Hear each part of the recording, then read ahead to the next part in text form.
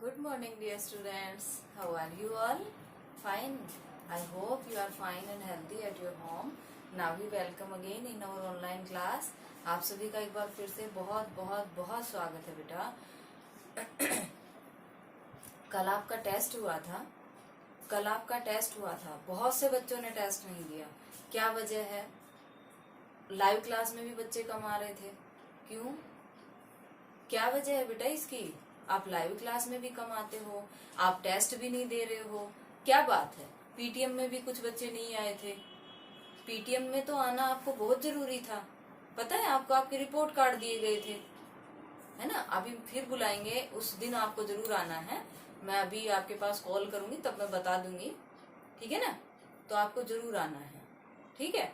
और एक बेटा, आप लाइव क्लास में बहुत कम बच्चे आते हो। जो रेगुलर है ना, वो बच्चे तो आ ही रहे हैं, उनकी तो तारीफ बनती है, वो तो तारीफ के योग्य हैं वो बच्चे तो, क्योंकि वो होमवर्क भी भेज रहे हैं और वो लाइव क्लास में भी आ रहे हैं। और कुछ बच्चे हैं जो कभी नहीं आते। क्या वजह है बेटा? अटेंडेंस भी भेज देते हो, फिर भी होमवर्क नहीं भेजते हो। तो ये तो अच्छी बात नहीं है ना, इट्स नॉट गुड। चलो, हमने अपनी जो कल की क्लास थी, in previous class we discuss topic in Hindi व्याकरण। क्या था टॉपिक हमारा? विराम चिन्ह। उसको बीच में पढ़ाने का पर्पज क्या था कि जब हम लेसन पढ़ेंगे उसमें जब ये चिन्ह आएंगे तो हम इनको डिस्कस करेंगे, और वो टॉपिक हमारा आज क्लियर हो जाएगा। कुछ आज होगा, कुछ आगे होगा, कुछ और आगे हो जाएगा, ठीक है। And now we will discuss the topic चतुर्हंस। बहुत अच्छा पाठ है, प्रेरणादायक एक कहानी है ये। क्या है ये? कहानी जो हमें प्रेरणा देगी। इसमें क्या बताया गया है? हंस जो होते हैं ना, हंस, उनकी एकता के बारे में बताया गया है, हंसों की एकता के बारे में। और दूसरा इसमें क्या बताया गया है कि जो हमारे बड़े बुजुर्ग होते हैं ना, वो हमें जो सीख देते हैं वो भी हमारे काम आ जाती है। उसको हमें मानना चाहिए, वो हमारे भले के लिए ही करते हैं। ये बातें हैं इसमें, ठीक है। पढ़ेंगे तब पता चलेगा। बहुत अच्छी कहानी है। पहले इसके शब्दार्थ देखते हैं, क्या क्या है इसके शब्दार्थ, ठीक है, उनको समझते हैं पहले। तो देखो,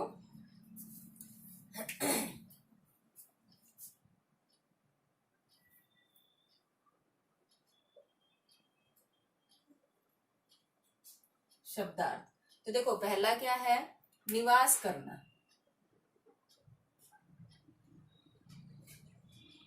तो निवास करना का मतलब क्या होता है भाई? तुम अपने घर में निवास कर रहे हो, यानी रहना, है ना। निवास करना का मतलब रहना।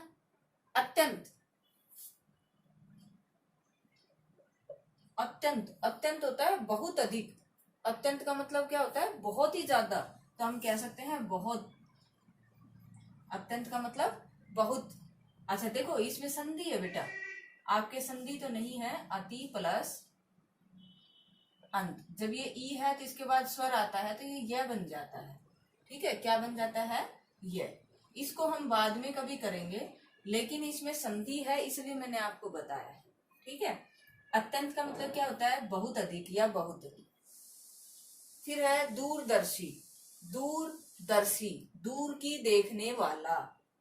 ये वाक्यांश के लिए एक शब्द है। दूरदर्शी क्या है? वाक्यांश के लिए एक शब्द। और क्या होता है? दूर की देखने वाला। यानी कि हम इसके दो अर्थ लिख सकते हैं। दूर की देखने वाला। अब दूर की देखने वाला कोई ऐसे करके थोड़ी दूर तक देख सकता है।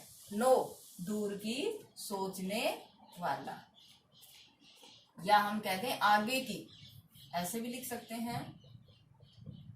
आगे की, इधर नीचे ही लिख देते हैं, आगे की सोचने वाला, ठीक है। दूर की देखने वाला या आगे की सोचने वाला, ठीक है। अच्छा, फिर उसके बाद में है युवा। क्या है? युवा। युवा कौन होता है? जो जवान होते हैं ना, कौन होते हैं? जवान होते हैं ना, वो क्या कहलाते हैं? युवा। फिर वश। वश होता है नियंत्रण।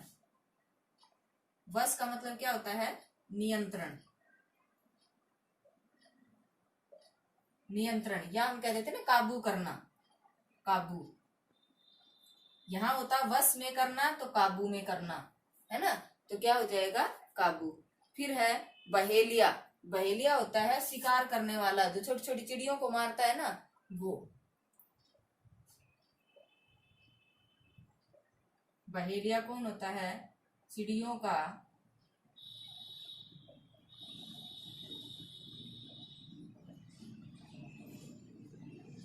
शिकार करने वाला।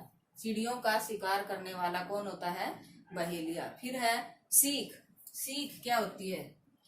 सीख तो वैसे शिक्षा भी होती है। सीख का मतलब शिक्षा भी होती है, उपदेश भी होता है। ठीक है, शिक्षा भी होती है और उपदेश होता है। और उसके अलावा है ध्वनि संकेत।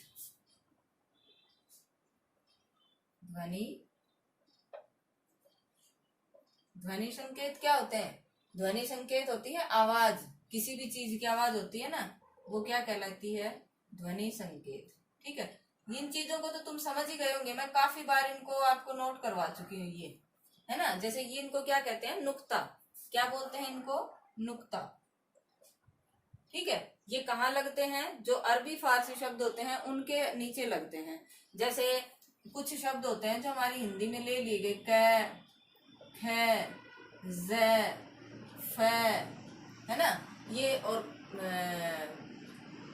ये जो वर्ण होते हैं ना, इनके नीचे नुक्ता लगते हैं, तो इनको ले लिया गया, इसलिए ये अरबी फारसी शब्द है ना, इसमें आ गए इनके कारण।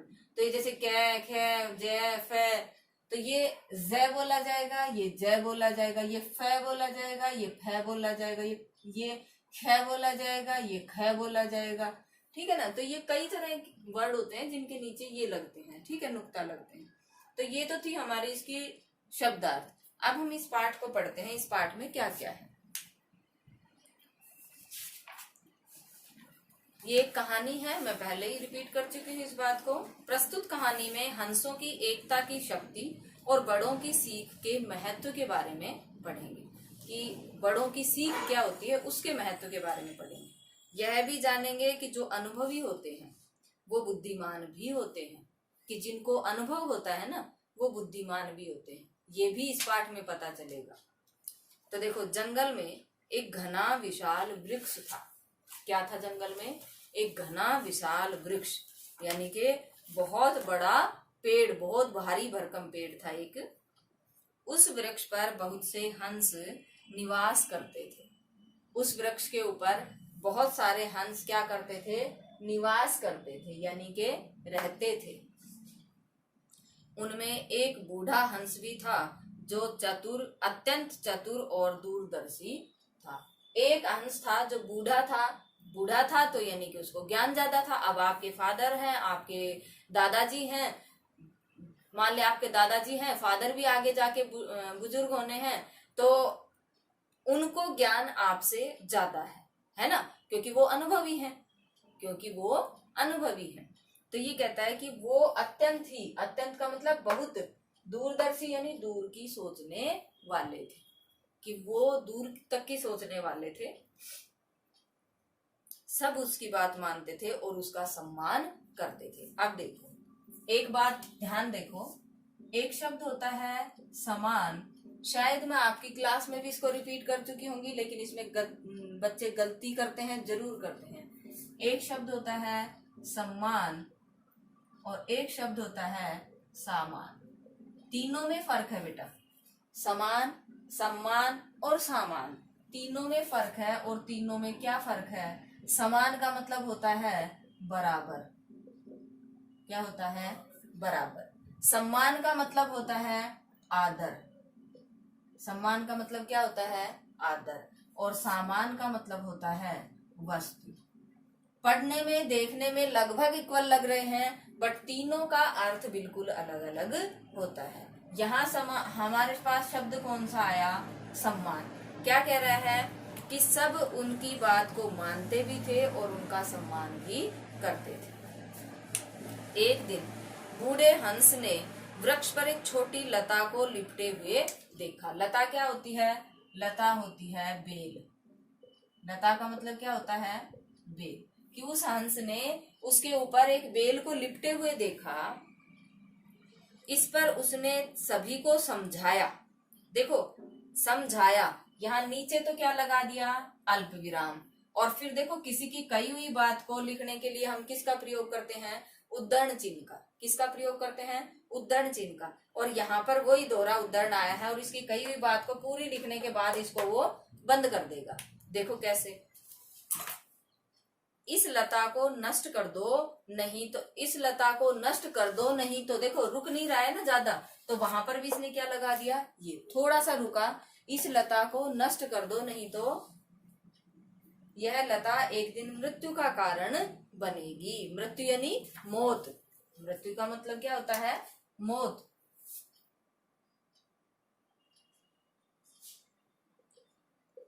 तो इसको काट दो, अर्थात ये बेल किसका कारण बनेगी, मृत्यु का कारण बन जाएगी। तो ये चीज आई समझ में। फिर देखो, वहां पर एक पीछे लगा दिया पूर्ण विराम, और इसको क्या कर दिया, यहाँ पर बंद कर दिया ना। तो ये तो उद्धरण चिन्ह था, और ये क्या था, पूर्ण विराम। ये क्या था, पूर्ण विराम। और ये कॉमा लगाया था, वो क्या था, अल्प विराम। ठीक है।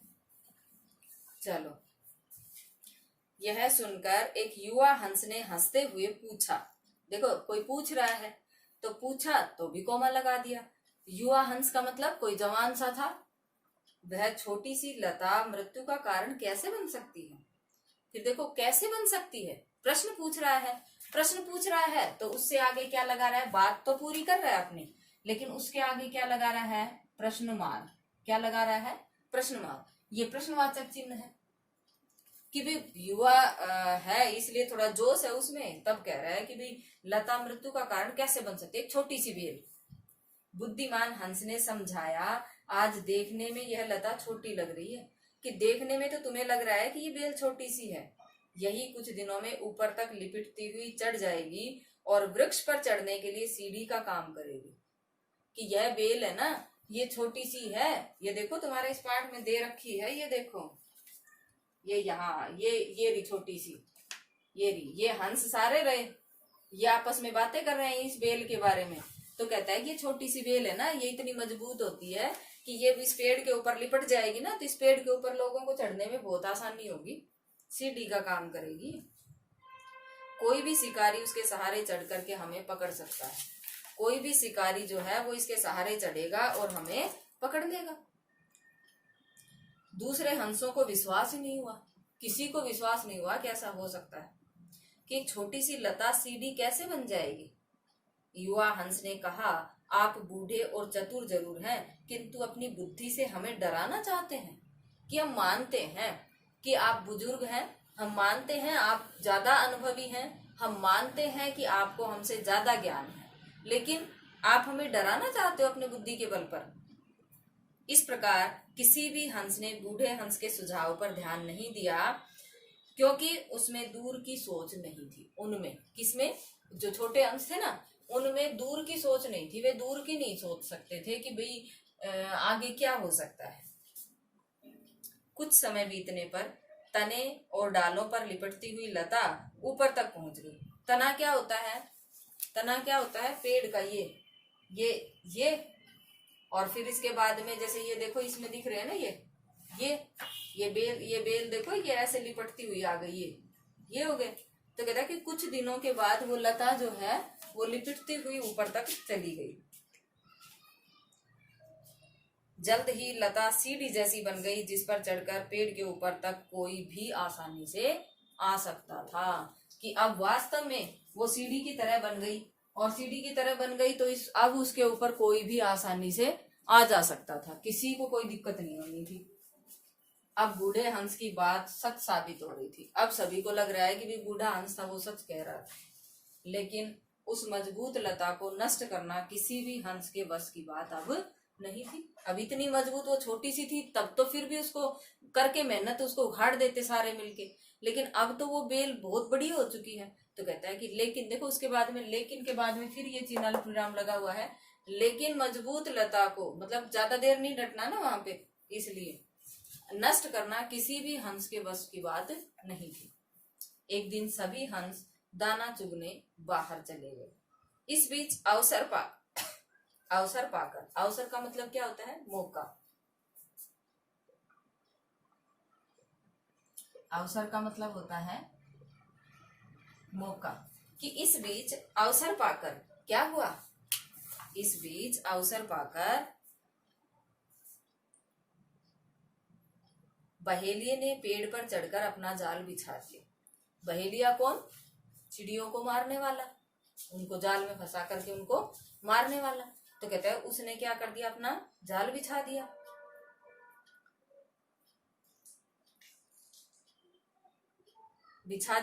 संध्या के समय सारे हंस पेड़ पर बसेरे के लिए लौट आए। अब दिन भर तो वो अपना दाना चुगा ढूंढने में लगे रहते, और संध्या के समय, संध्या क्या होती है? शाम। संध्या का मतलब क्या होता है? शाम। देखो इसका उच्चारण होता है शाम, श्याम नहीं। श्याम तो ये होता है, ये तो किसी का नाम होता है, ये नहीं होगा शाम। कि संध्या के समय यानी शाम के समय वो सभी अपने बसेरे की तरफ लौटे, क्योंकि सब अपने घर की तरफ आते हैं। आपने कभी देखा होगा ना कि शाम के समय आप देखते हो आसमान की तरफ, देखना पक्षियों की ऐसे कतार की कतार बनी हुई ऐसे उड़ती हुई जाएगी, बहुत अच्छी लगती है। की है कभी नोटिस? घर से ही नहीं निकलते हैं बच्चे, देखना उसको, है ना। तो कहता है लौट आए और पेड़ पर बिछे हुए जाल में फंस गए। अब सारे फंस गए उस जाल में। अब सभी हंस दुखी हुए और बूढ़े हंस की बात न मानने के कारण लज्जित भी हुए।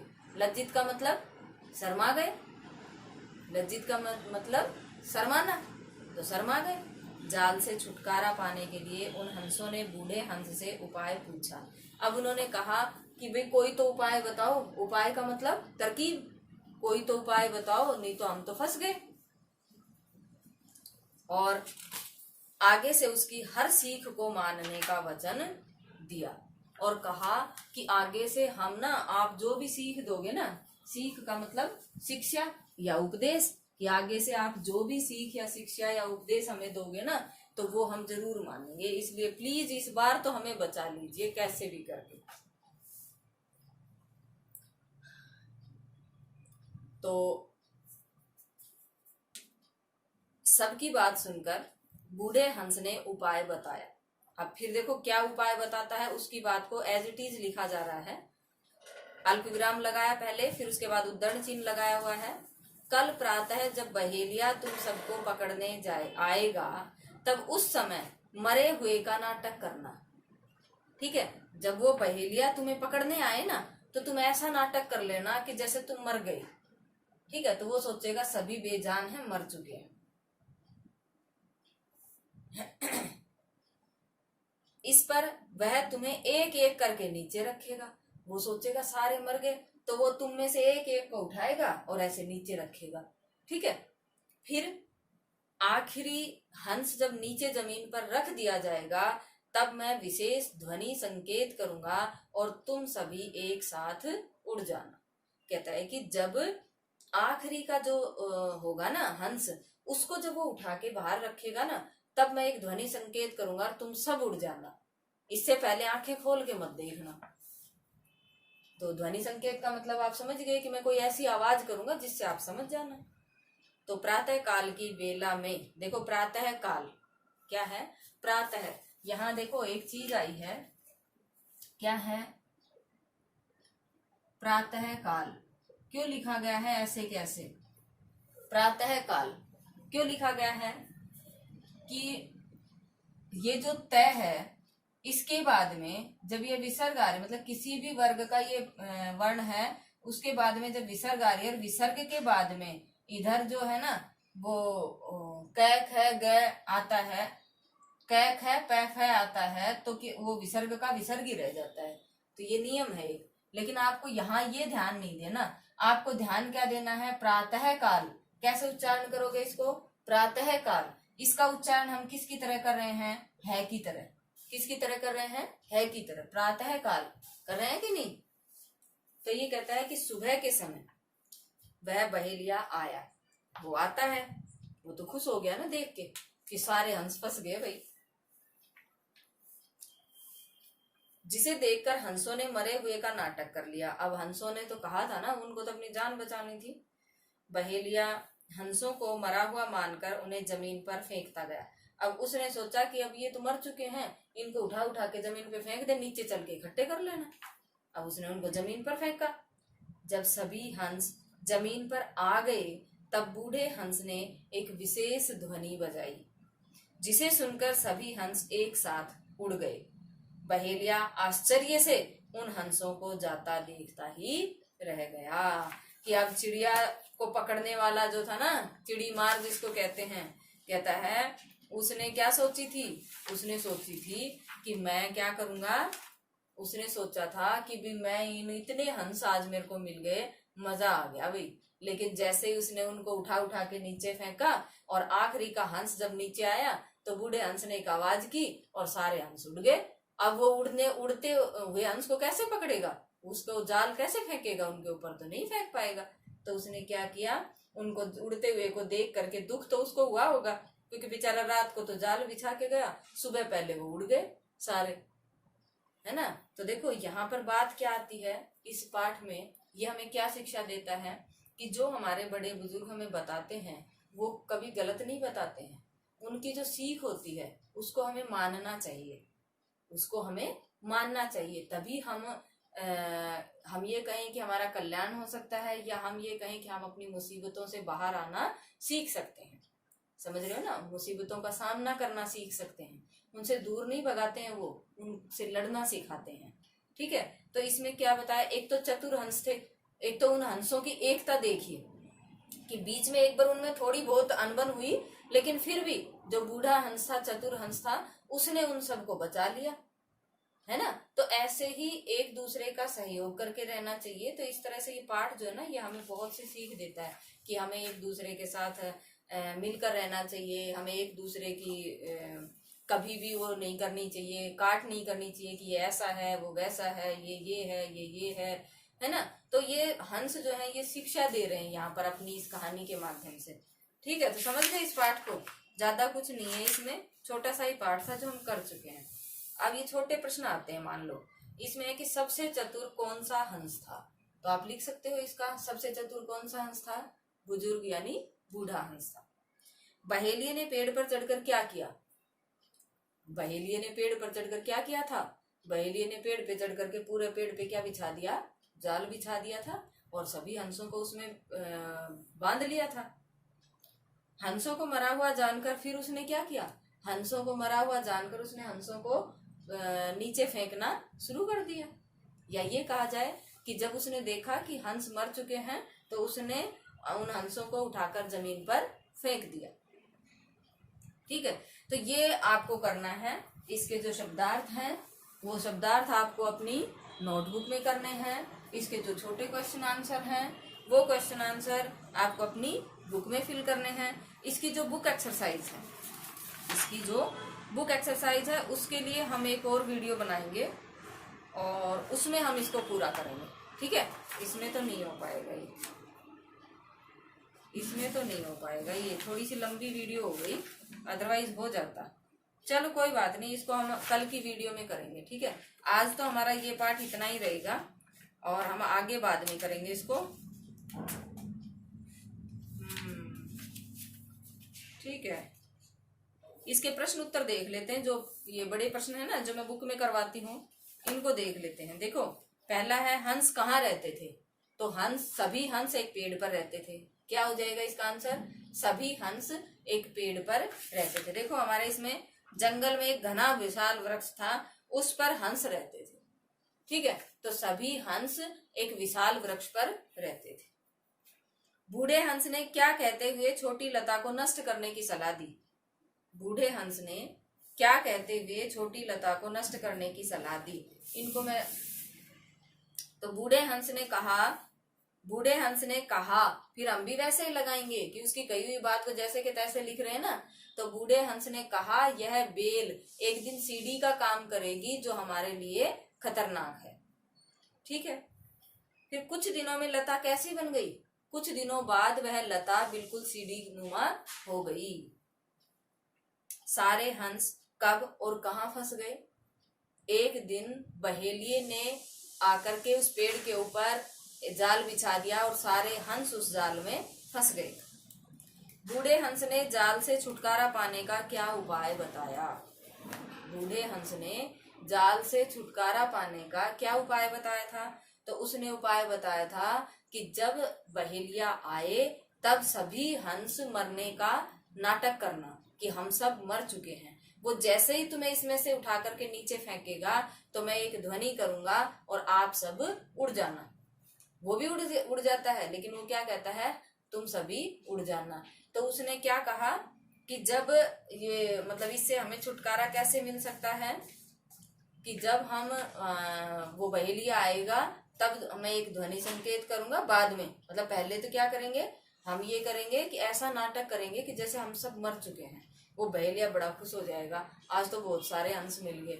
जैसे ही वो तुम्हें उठा उठा के नीचे फेंके और सब नीचे आ जाए तब उसके बाद उड़ जाना, मैं बता दूंगा कब उड़ना है।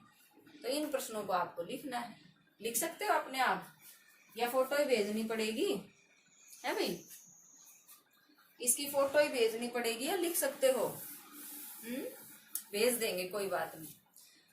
एक बात आपको और कहनी थी, बच्चों ने टेस्ट नहीं दिया, कुछ बच्चों ने दे दिया। वो बच्चे भी आज टेस्ट देने का प्रयास करें, अपना टेस्ट कंप्लीट करें। इट्स नॉट फेयर बेटा, आप टेस्ट नहीं देते हो तो ये अच्छी बात नहीं है। दूसरी बात, बच्चे लाइव क्लास में बहुत कम आते हैं। हम आधे घंटे की लाइव क्लास लेते हैं।